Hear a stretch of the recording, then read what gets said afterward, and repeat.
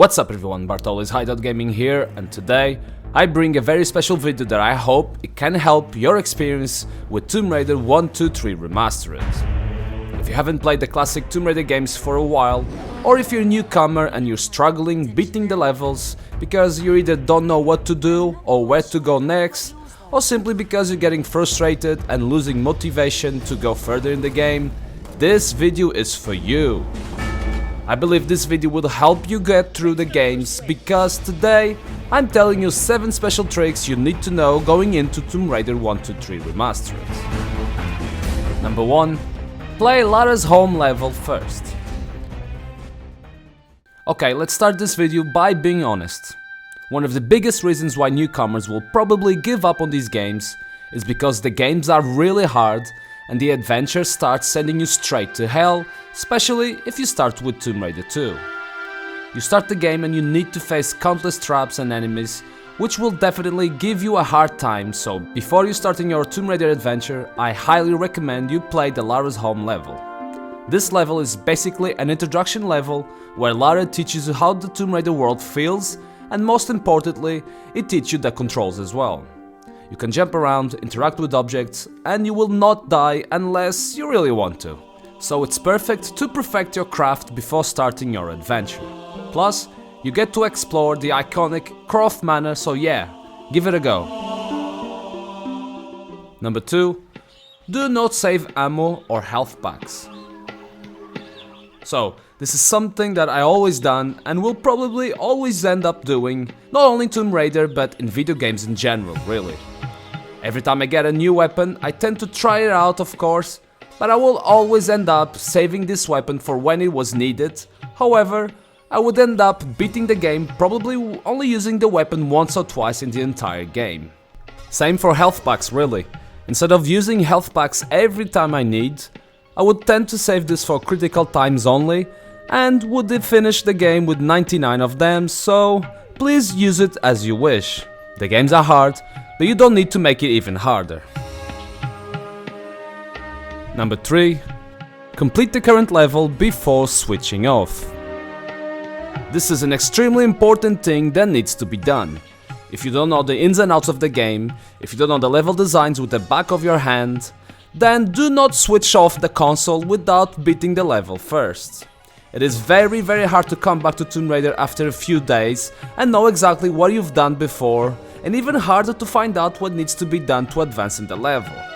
If you don't, you can lose a lot of time figuring out where to go next, and that will eventually tire you off, as there are a lot of things in this game that will make you, well, tired. Just see this like the Dark Souls of platforming, so just make sure you play the level entirely before going back to real life. Number 4. Give tank controls a chance. Yes, you heard me. I am recommending you, newcomer, to play with the famous tank controls. I'm saying this because these tank controls were made in the 90s, aim at the 90s gamers, but in my opinion, it works really well with these remasters because, well, these remasters and the classic games are exactly the same game that was done in the 90s. The tank controls works extremely well in this grid system that the game was built on, and I personally enjoy it very much, but with that being said, I also understand that this might not be for everyone. So, start with modern controls, but if it doesn't feel right and you can't get around with the camera, I recommend switching back to tank controls and go all in. Do not give up on these games just because you feel the controls are not for you. Number 5. Use photo mode to explore.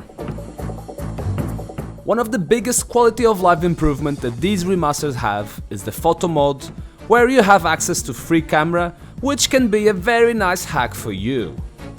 When playing the game, if you want to know if there's a secret or a switch, or even if you should go to that location to begin with, before, you actually needed to take Lara there and see it for yourself.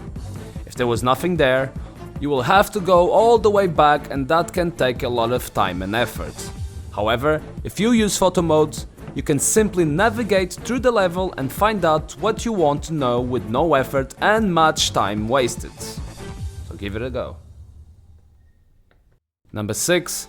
constantly swap between modern and classic graphics.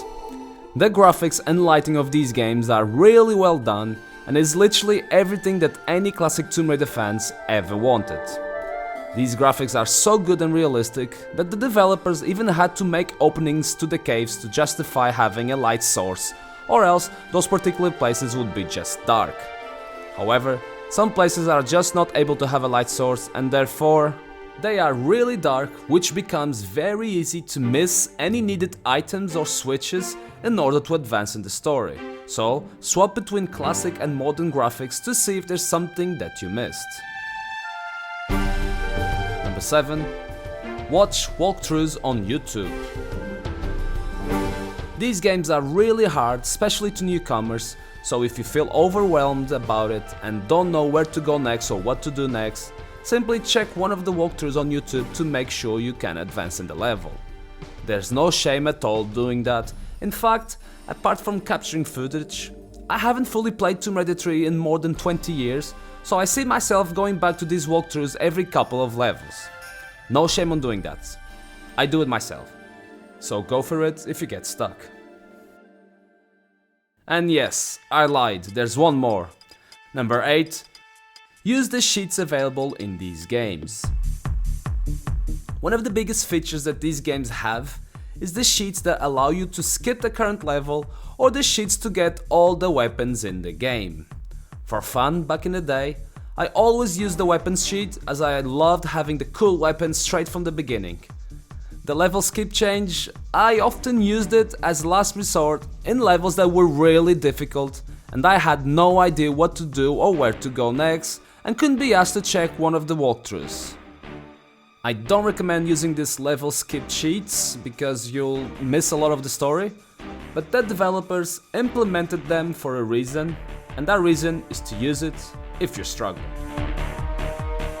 And those are the 8 special tricks that I recommend doing when playing this game so you can have the full Tomb Raider experience. And with that being said, Raiders, I wanna hear from you. Tell me, is there a trick that I have not covered and you want to tell the world about it?